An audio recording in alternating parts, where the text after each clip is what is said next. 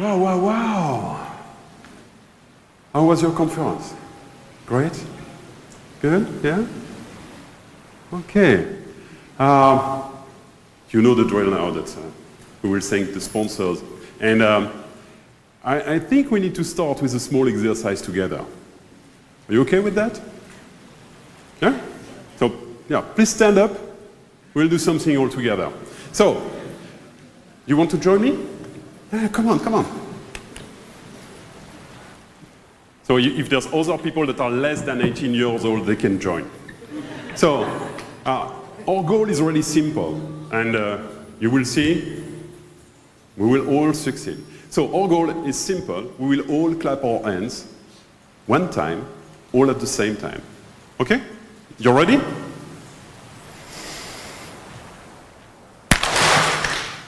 Really good. Once again. Yeah, really good. You're so good, we need to try something. You ready? So we will tap with our one foot, twice on the ground. Okay? Ready? All at the same time. Really cool. I love that. I love that. You want to try that? We combine our two movements.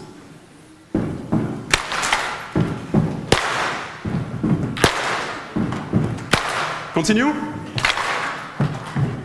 I'm sure sounds familiar, right? You want to sing?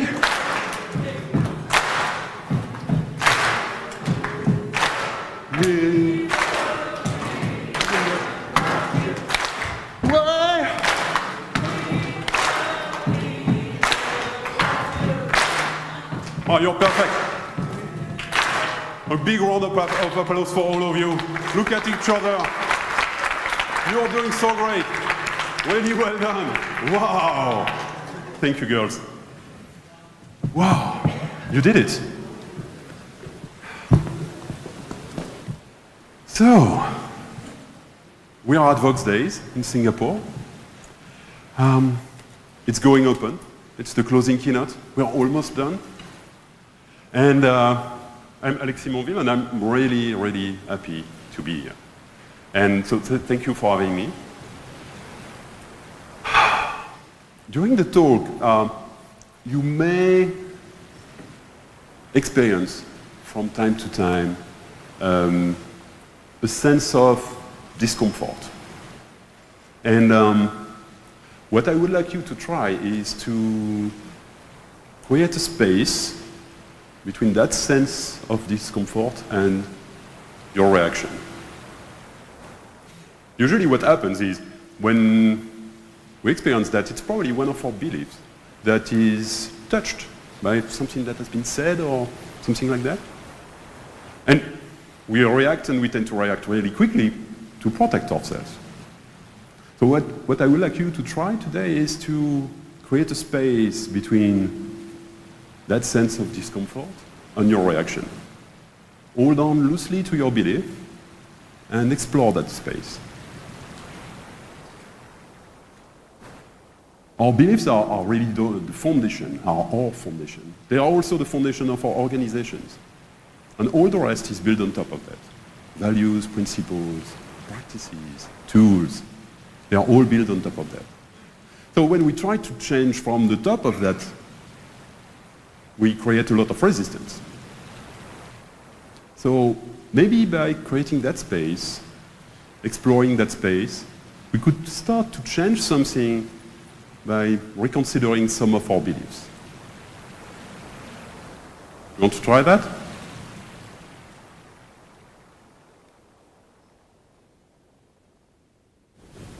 We have one candidate to try. It's really cool. And that will not be comfortable. And, but who said that growth was happening in your comfort zone? And yeah, I wrote a book about change, but you already know that. So going open. I've said that going open is the best way to achieve your digital transformation. But what would you want to engage in a digital transformation in the first place? to become a digital leader, to avoid the face of the disruption from other players that will provide a better customer experience using digital. We all heard the stories of Kodak or Blockbusters and how the Netflix, Airbnb, Uber, Grab of the world disrupted their business. And the disruption is not digital, the disruption is providing a better customer experience using digital capabilities. Digital. So, zero and ones, a simple way to model our world. And we see that really regularly. A really convenient way to model our world. Like, for example, the questions we are asked on some forms, like, are you male or female? Simple. Or the question I will ask you now. So to answer the question, you can use your hand, raise your hand like this. Yeah. And if you want to answer 0, you will go on that side. And if you want to answer 1, you will go on that side. Okay? Simple. So, question is simple. How do you feel? Bad or great? Yeah. We can see that that kind of answer is difficult because I can see people that are still there in the middle and say, no, it's 0 or 1. We don't have the middle ground. So maybe that model is not so great. And maybe that way of modeling the world and answering those kinds of questions, like always or never, or all or nothing, that dichotomous thinking is not really helping us. So maybe 0 or 1 is not enough. And our reality is much more gradient. And all the questions that are asked have maybe more answers than just the 0 or 1. And as George P. Box said, all models are wrong, some are useful. Speaking of models, I have one that I really like about organization. It's a model introduced by that man. Do you know who he is?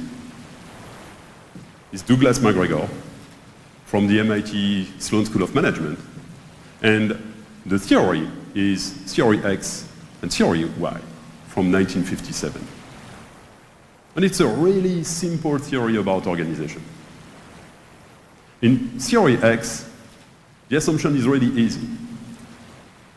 Workers are lazy. They dislike work, they don't want to work, they do all what they can to avoid work,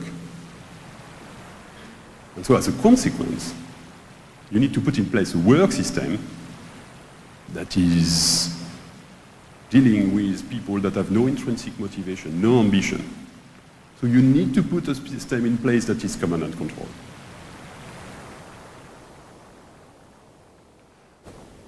The assumption in theory Y is really different. It says that work could be as natural as play and rest. People seek responsibility. They're able to direct themselves to deliver on their commitment. As a consequence, if you agree with this assumption, your management style is radically different. And the system could tend towards self-organization. The great thing with those theories is they are self-fulfilling prophecies. That's you.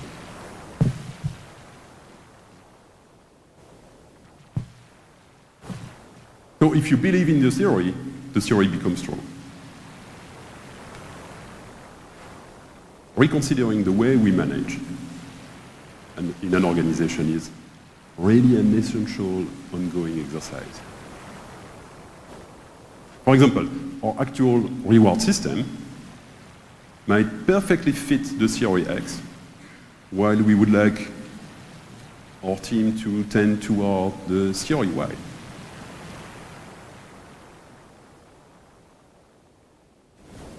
What about you? What type is your organization? You ready? X Or why? Come on, yes, you all have this spot to vote. Okay, it's not really clear. Okay. But what about you? Because it's not only your organization, it's about you. So, are you X or Y?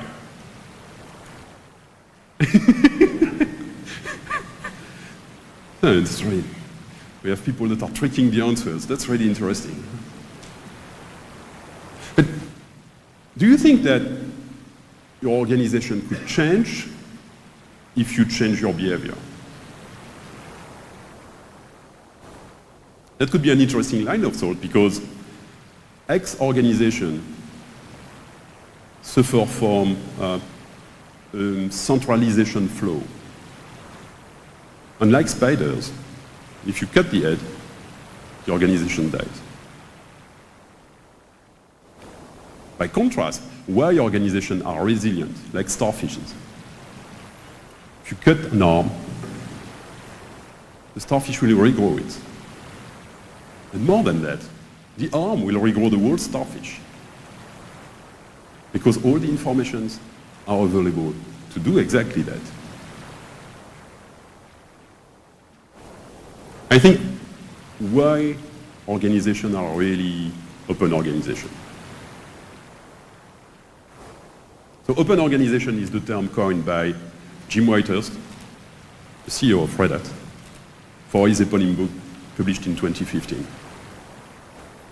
And I think it really demonstrates how the open source principles are changing the way we manage in the 21st century. Have you heard about open organization before? So now you know the drill, right? Yes. Okay, good. Have you heard about open source before? Okay, so that will be really easy, because the diversity of the open source projects is really the constant source of inspiration for open organization. And people that use an open source software do it because it serves their needs. And I'm not speaking only about functional needs here.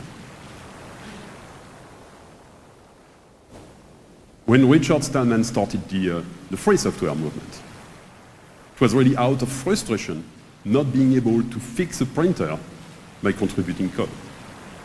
And the free software movement wants to ensure that we have the freedom to run the software, to study and change the code, and to redistribute copies with or without modifications. And people follow that lead because of shared beliefs, shared principles.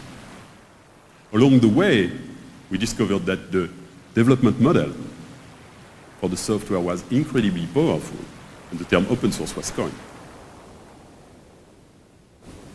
If you were interested in the difference between the two, there is a really interesting article from Richard Stallman explaining why, from his perspective, open source misses the point of free software.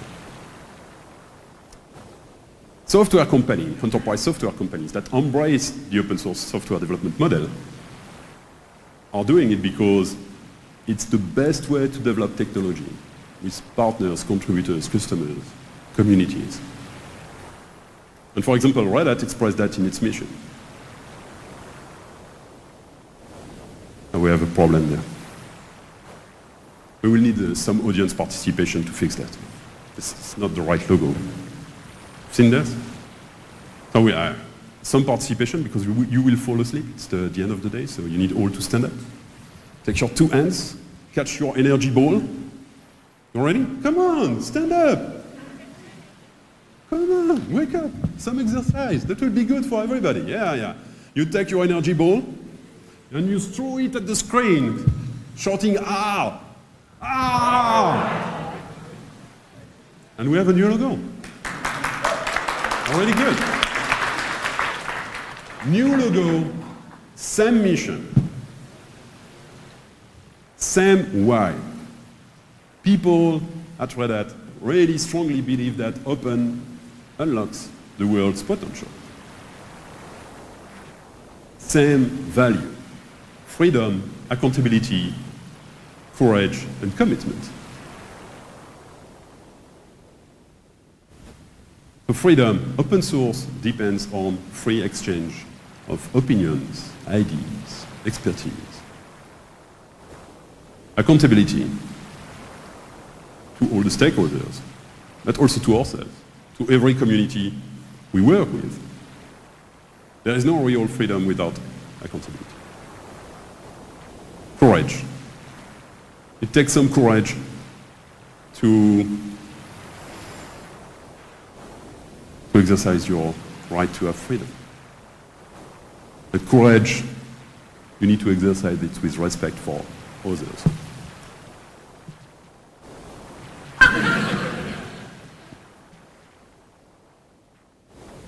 Commitment. All 7 times. Once again. Get up 8. Commitment means staying fixed on our goals, fixed on our values. Trusting one another.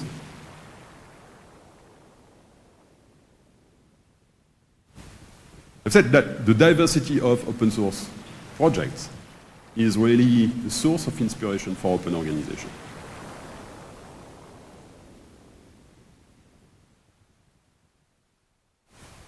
And we already know that there's no president of open source that is telling us what to do. We all know that. You said you know that. Leaders are followed because of shared needs, purpose, values, principles. And how does it work for a project like Kubernetes, for example? Have you heard about Kubernetes? Yeah, you know the drill. Yeah, absolutely. Okay, everybody knows that. So, perfect. So, I will not explain what it is. It's okay? So, that's a community, brilliant developers.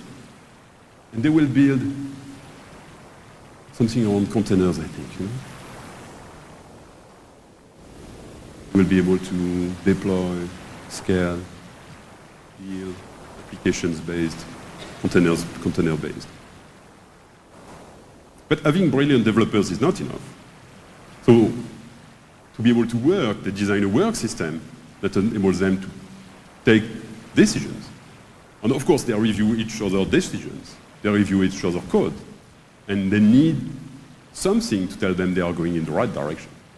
So they have high-level principles that are defining what Kubernetes is. It's portable, general purpose. We meet users partway. It's flexible. It's extensible. Means we will not extend the scope of the project indefinitely. We will do what we need to do. And if people want to extend it, can extend it. It's automatable, and it will advance the state of the art, which is really a beautiful sentence. And read what it means there. And sometimes, having a well-established community with well-established principles and guiding principles is not enough to innovate. So you need to create something new.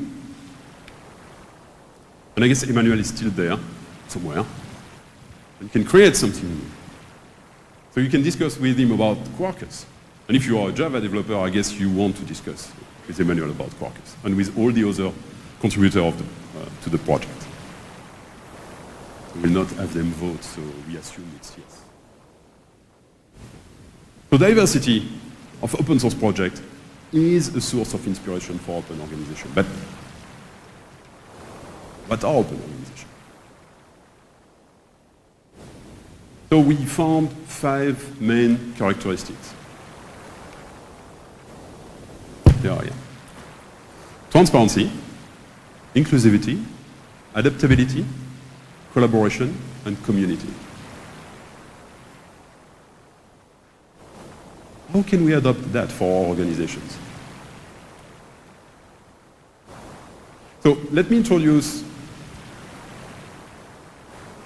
Jacob and Ross. beautiful smiles, beautiful people. And they have already a good reason to smile. They made the best honey in the world. Something. And I tested the last one, the green one. And my best honey I ever tasted. But yeah, okay, I'm not the expert, so a real expert says it's the best honey in the world for more than 10 years. So when you see people that are operating in that level, the best of the world people, say, okay, what are they doing? They are probably great leaders, right? That's the moment. You can use other movements depending on what part of the world you are coming from. It's not really easy for everybody to do it. But okay, there are great leaders. Let's test a few assumptions. So, great leaders lead by example, right? So, are they leading by example? Are they role models? It's not easy to show to the bees how to make honey. And even if it's funny to imagine Jacob and Ross leading the way, it's probably not a really good assumption. So that's not leading by example. Let's try a second assumption. Great leaders hire and retain the best people. Right? If you said no at that one, it's interesting because you take the opposite of that sentence and you will explain how you are creating a great company. Okay? So, are they doing that? Are they just hiring the best bees? So there's a problem with that assumption because the life expectancy of bees is roughly 6 months. So that means they have a really high turnover. So what are they doing?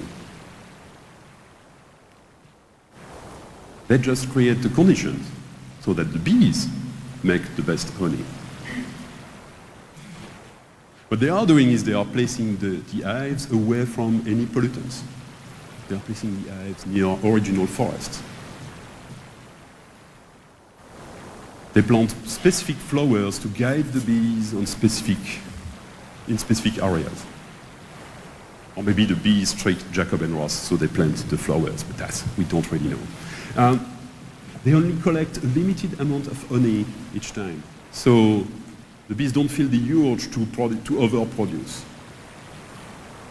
which would be low quality honey.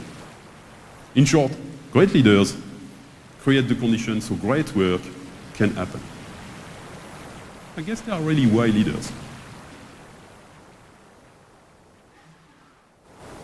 Of course, we are not bees. You probably don't work with bees.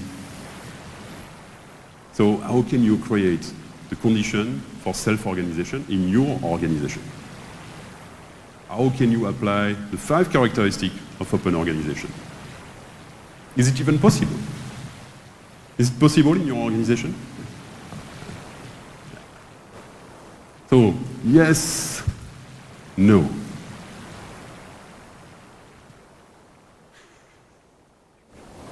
I love that. So, some people told me, oh, maybe in a startup. It could be possible in a startup. But my organization is bigger, is older, so it's not possible. It's only possible if you start from scratch. Makes sense, right?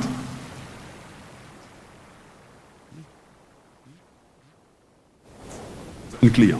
It's an undecided crowd. So, just imagine, you are sick.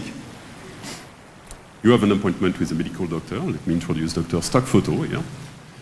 And would you be fine with an answer like, so you're sick.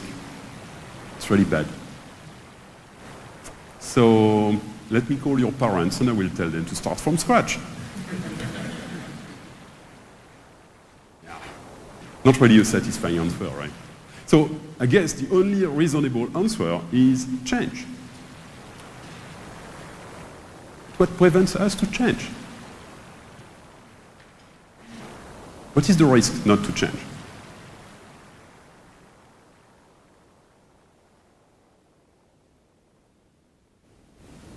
One day, a terrible fire broke out in the forest. Frightened, all the animals fled their homes. As they came to the edge of a stream, they stopped to watch the fire. They were discouraged, powerless.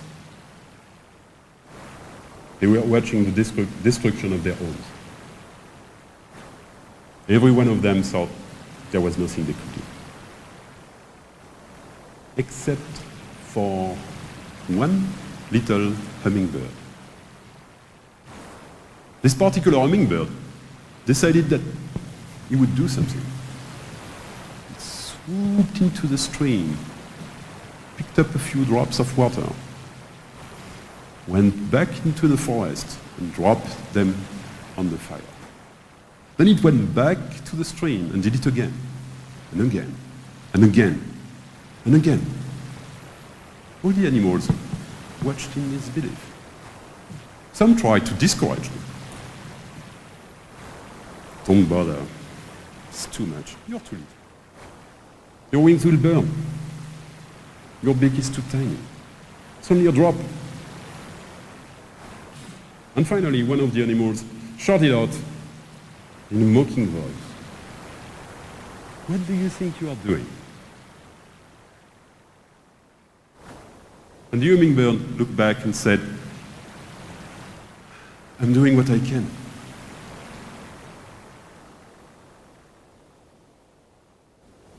What can you do?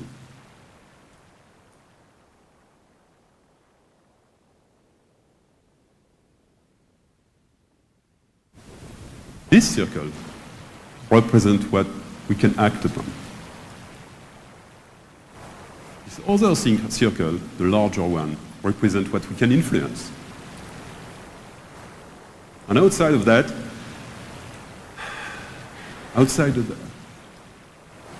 it's the soup.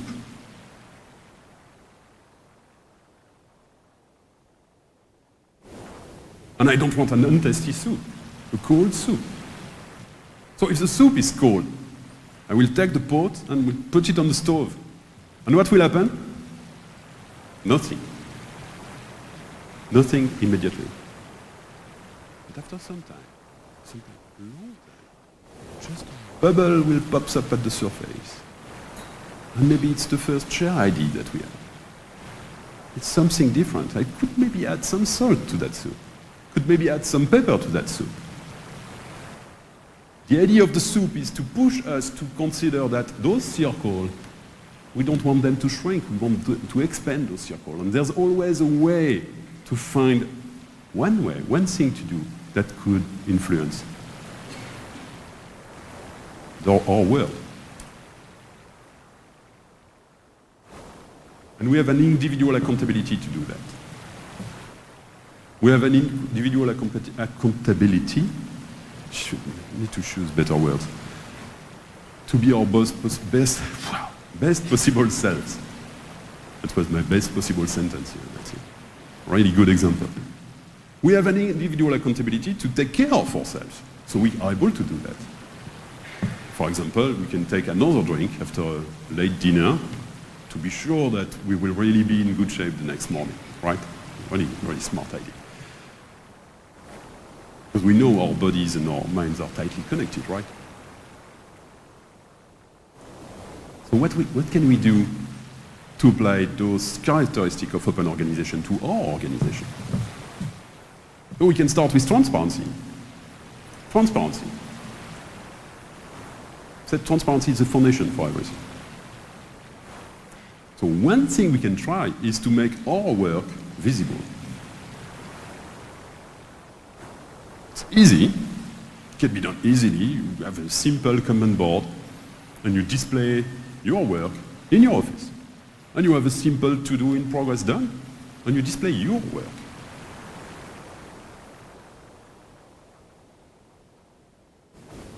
That could generate interesting conversation with your coworkers or with your manager. And speaking of starting conversation, we need to clarify immediately something about change. So we will use that model, the ADKAR model. That stands for awareness, desire, knowledge, ability, and it's in the reinforcement too. And I found that model really useful because my temptation is always to go to knowledge. Say, let's organize a training. Let's train everybody. And I can force people to attend the training. They have superpowers. But they will not really change. So the first step is really awareness. And you need to resist the temptation to do activities that are not in the awareness category. And that's why I found that model really useful. And of course, in a team, not everybody will be at the same stage at the same time. You will have people that are already there, and others that are not there at all. But how would you know? Would you know where your coworkers are?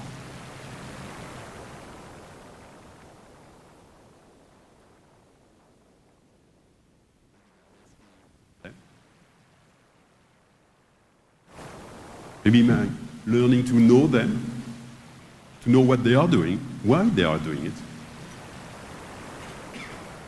Really care about them, personally.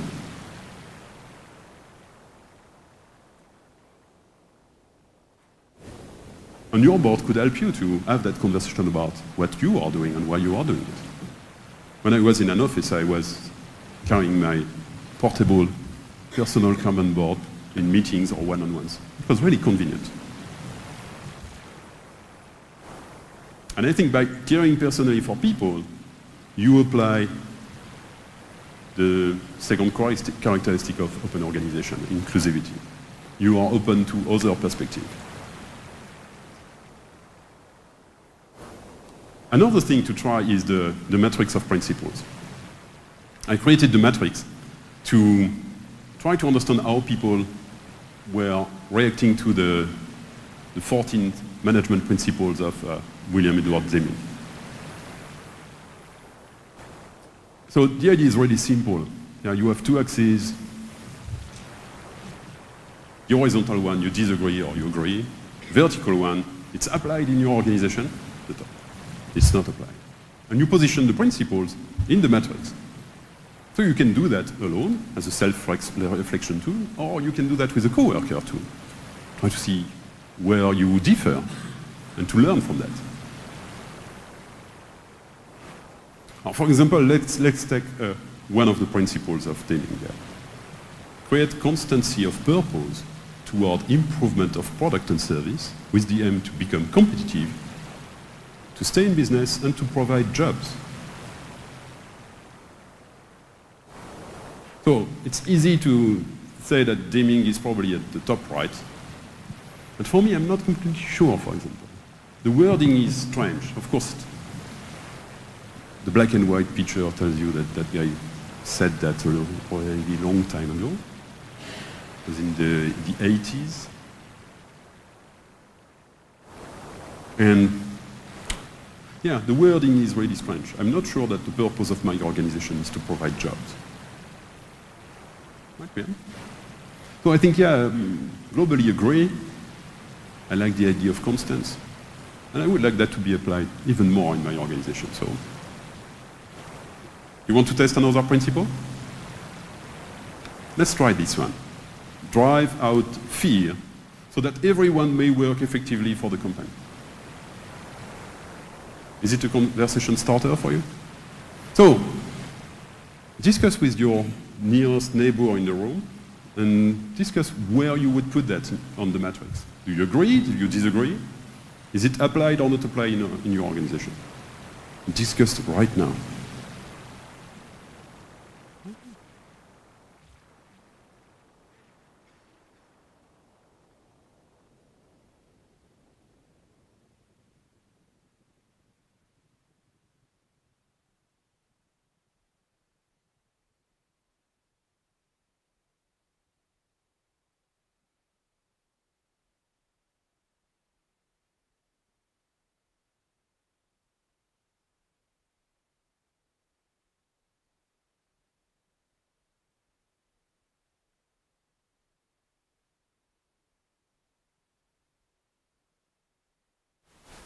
Okay.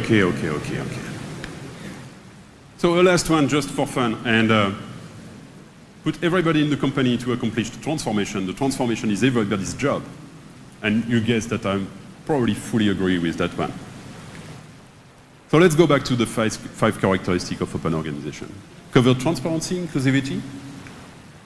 And when you continue on your journey to know really your coworkers better, to share what you are doing, you will reach that stage when people or the team will decide that, yeah, maybe make the work visible of the whole team is something interesting. And it doesn't mean having sticky notes everywhere, but it means really understand your flow of work, starting from the end and finding your way to the start. And interestingly, when you will represent your work, you will identify the pile of work that show the constraint in your flow of work. Working everywhere else is useless. Making improvement, local improvement in your flow of work doesn't mean anything if you don't work on the constraint. Reflecting on how to improve that is something important. Adaptability is our next characteristic. And reviews and retrospective are excellent tools to improve not only the result of your work, but how you work. And one exercise to try that I really love is the timeline retrospective. Timeline retrospective is very simple. Of course, it works better when everybody stands, but you can stay seated for a moment. You have a line, a timeline. The end of the line is now. And the beginning of the line is the beginning of the period you want to explore. That could be one iteration, that could be one release, that could be beginning of the year. And what you will do is you will ask each team member to write on post-it notes one event they remember and to place it on the timeline. Really simple.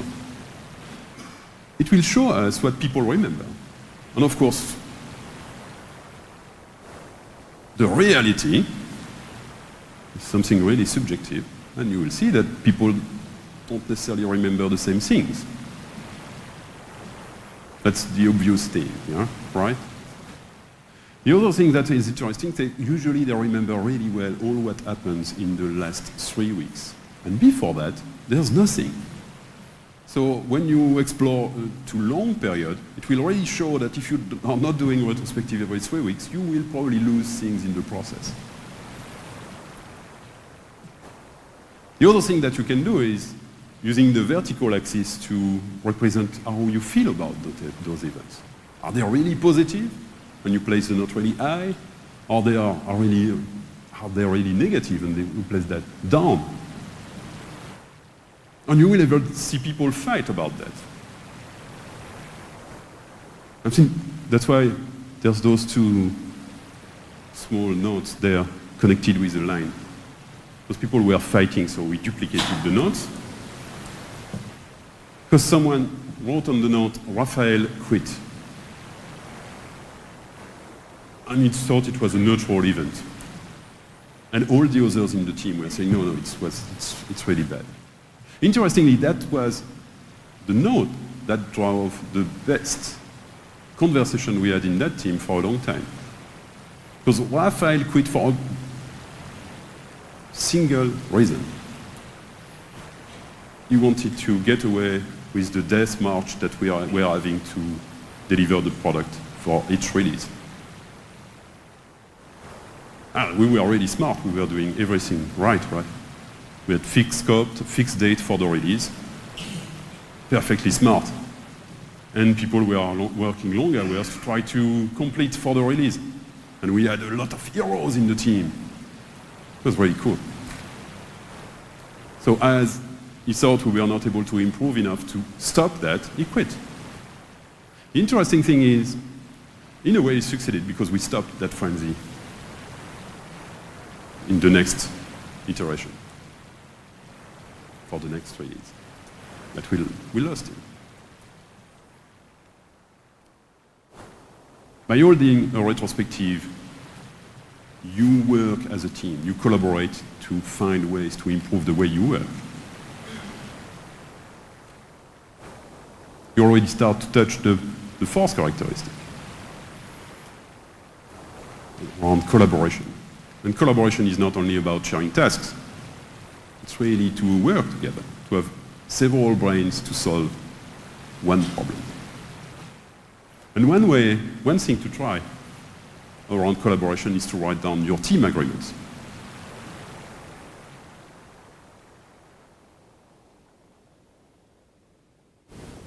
So the team agreements are really the how-to of the team. How you work. They are the social contract that will define how you work. That's really useful. As soon as you are doing something as a team, that's, for example, if your team is throwing axes, you need a contract. Especially the last point. It's not for kids. One thing I really love when I work on team agreements is collaborate on a shared document, synchronously or asynchronously, and revise that regularly. And one way to do that is to use the 6 questions that Patrick Lencioni proposed in his book, The Advantage. And those 6 questions are here. Why do we exist? How do we behave? It is really interesting to see how people are able to answer to those questions, or not. And from that you learn a lot. And when you define how you behave, how you want to behave as a team, you will really define how you collaborate.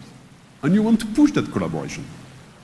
That's why people are trying to do things like pair programming or mob programming, and to install that as their default way of working as soon as they really master the practice, because they found that it was really highly efficient.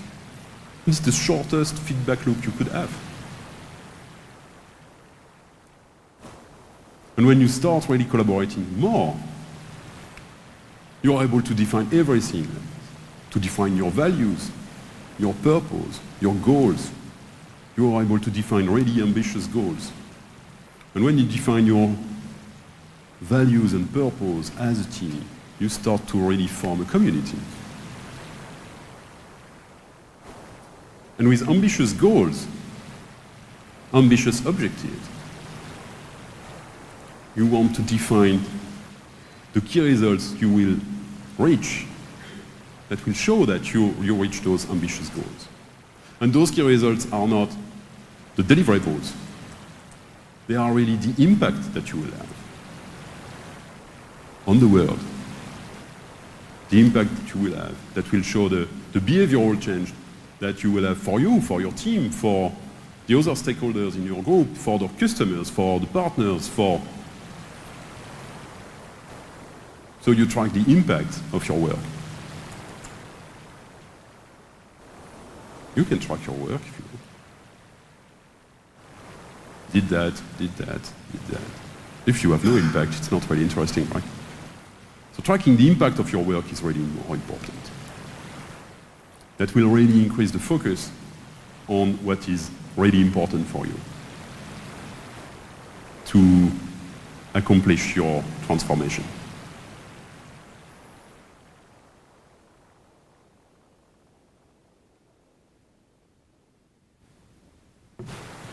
It will not necessarily be easy. Sometimes there will be frictions in your team.